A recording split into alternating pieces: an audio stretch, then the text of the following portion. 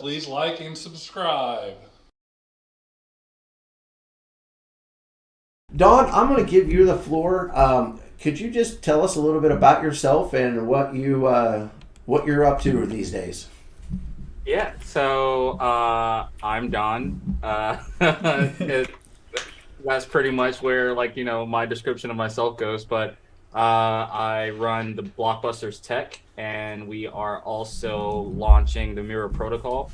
Our goal with our company is to essentially create a contract that accumulates wealth, and then not only reinvest that wealth into other token ecosystems, but grow our personal ecosystem from it. So pretty interesting protocol.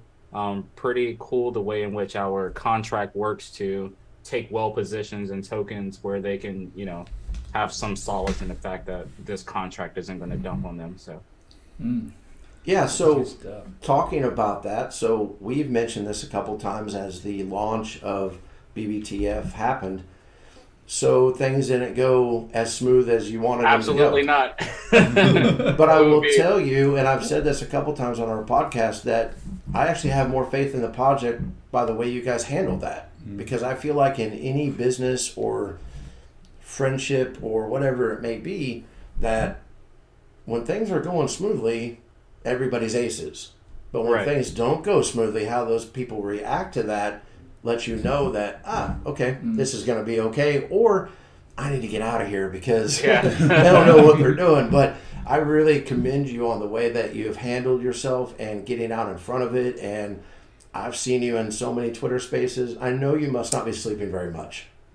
Well, you know what? The last couple days I have slept pretty well because I'm really excited.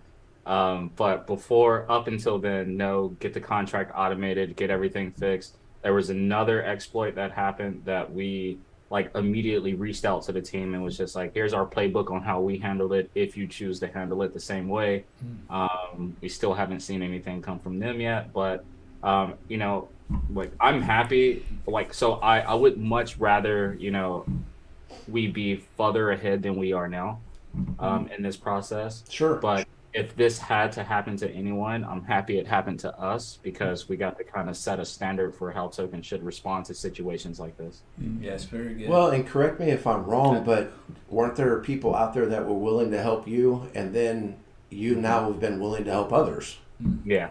And that's what we think is awesome because there's so many people out there, and I see it all on Twitter all the time, that are like, only I can succeed. Like, I don't care about anybody else. And we've always thought that was dumb. Just to be frank, we want everyone to succeed. And I think the fact that these teams are coming together is pretty awesome. So we commend you on that too.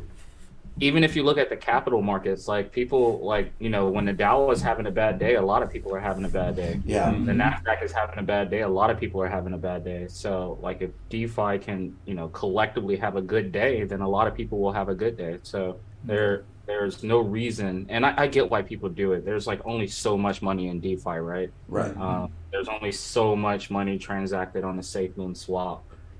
So until we can start bringing other investments in, then I guess some people have that, by any means necessary dog eat dog mentality, but at the same time, we don't see it as such.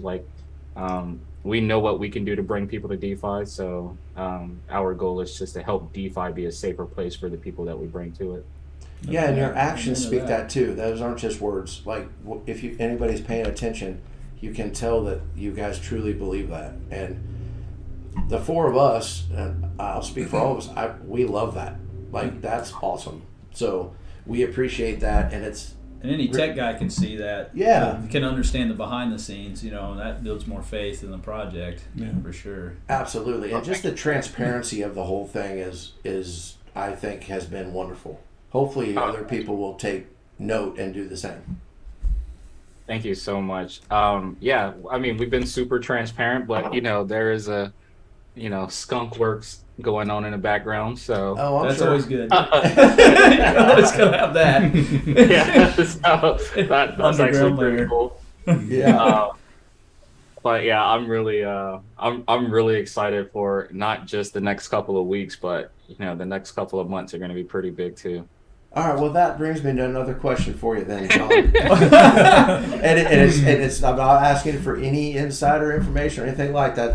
I promise you that wasn't our goal. But what is your vision for BBTF moving forward? So that's a really good question. So we see a lot of so one, just to be very clear, we want to tokenize everything we touch. If we touch something, we want to bring it to the blockchain somehow. Right now, our primary focus is the BSC chain. We really like BSC, but in the future, we'll probably be bringing stuff to multiple chains, including the SafeMoon blockchain. So, but in terms of the growth of the company, I'd like to be like a consultancy, so to speak. Okay. And where, like, for example, I'll give you guys this tidbit. There's this commercial lending company that reached out.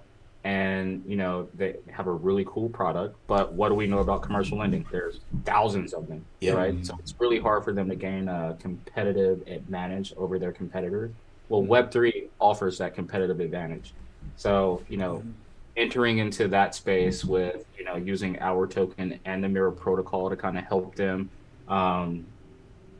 tokenize their platform is like an example of something that we're doing. So I can't really go into detail on what they're doing. It is really cool though. But yeah, that's like just one example of a company we're working with. So let me ask you on top of that then, what is the timeline for those of us that don't know, when you start having those conversations, how long does it take to get from that initial conversation to rolling out whatever it is that you were trying to help them with? Right. So we can have an MVP done in a couple months. Okay. But, with our new security protocol, we're getting every contract audited, the, beta testing, the stress testing, the fuzz testing, all of those things take an additional month. So maybe half a year from first conversation to completion. And then if you find issues with it, then it just tacks on more time until you can figure out those issues? Yeah, depending on how big the issue is, yeah. But, okay. I mean, there aren't too many issues in a smart contract that can't be fixed in a few days. Okay. I think that's pretty good information. A lot of people, I think, sometimes are afraid to ask questions that they think might be stupid, but...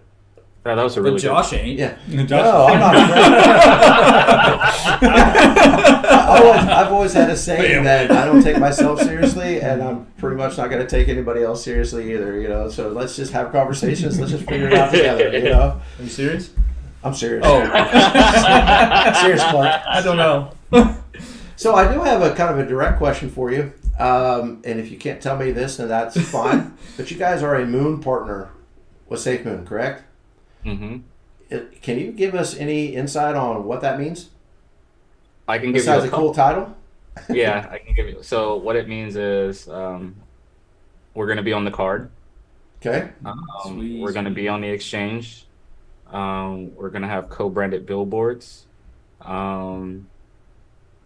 And then I'll just stop there. So okay, that works. That's good. That's cool. We won't push any harder. No. I just whatever you could share, because it came out and everybody was excited, and then I kept hearing people go, "Well, what's that mean? What are we excited about?"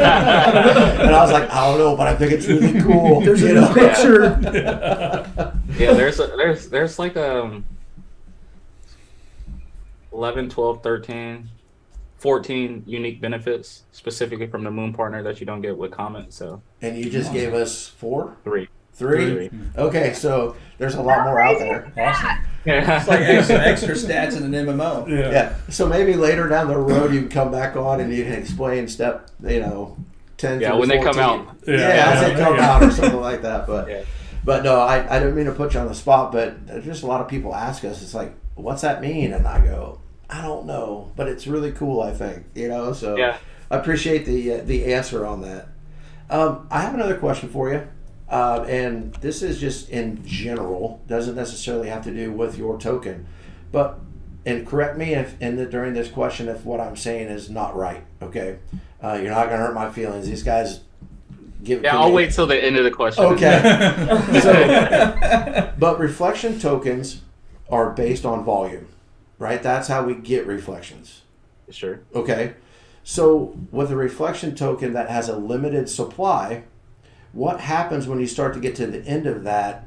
When I know that they won't completely ever run out because of the taxes and stuff like that. But when it starts to get to the limited supply, how does that affect volume? Which in turn, how does that affect the reflections?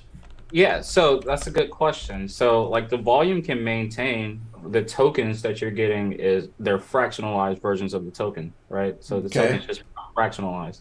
What is not removed is the value of the fraction. So you would still receive the value in reflections but less tokens, so to speak. Because as the tokens decrease in supply, they should increase in price.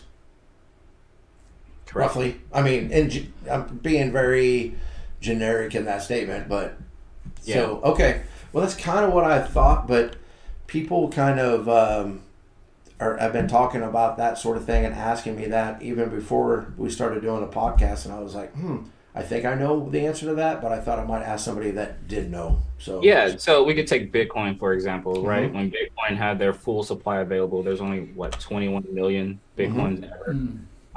When they had all of them available for mining, it was easier to mine them. It was easier to accumulate. $100 got you more Bitcoin. But as the resource became more scarce, that scarcity created more value for the resource, so the price went up. So I could have spent $100, 4 or 5 years ago and got a few Bitcoin, or 8 or 9 years ago and got a few Bitcoin. Whereas today, I spend $100, I'll probably get 0.002 Bitcoin. Yeah. But it still has the same value. So, if like a distributor will distribute based off of the value accumulated, not necessarily the amount of tokens that are owed to the people. Gotcha. Yep. Do you guys have a question for Don? Holly, you got any questions for Don? I have gosh. I have one more, but I thought we might save it to last. That way, if his screen goes black, then we got something. Like, oh man, that was a really good question. I'll see you guys. Yeah. Just like that. Yep, there it is. It happened. Well, while they think, I have one more question for you, Don. So, and then we'll get into the rest of the podcast because like I said, and we know your schedule's tight, and we appreciate you coming on. But how often do you think in the future that you are going to use whiteboards and post those on Twitter? Oh man, never again. Hey, I think Holly, you're gonna have to send me a new Zoom link. Oh, is it messing up? It's saying less than 1 minute for some reason. Oh. It didn't say. Oh yeah, hold on, let me see. Ooh. Oh, This is like a scene in a movie. You didn't log into your Zoom before you sent the link. well, that's exactly it. Hold on. This is a good time for that. Please stand by a little video that we have.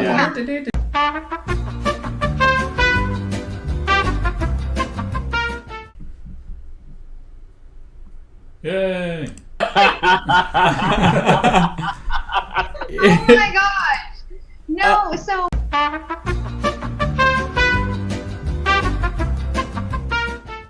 So Okay. I think we ended on the whiteboard thing. Yeah. And that threw everything off. Yeah, that just jacked up the entire podcast. So The whole thing Say picture whiteboard.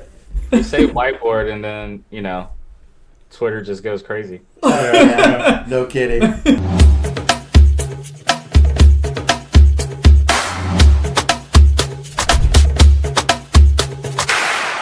I'm Caleb. Please like and subscribe.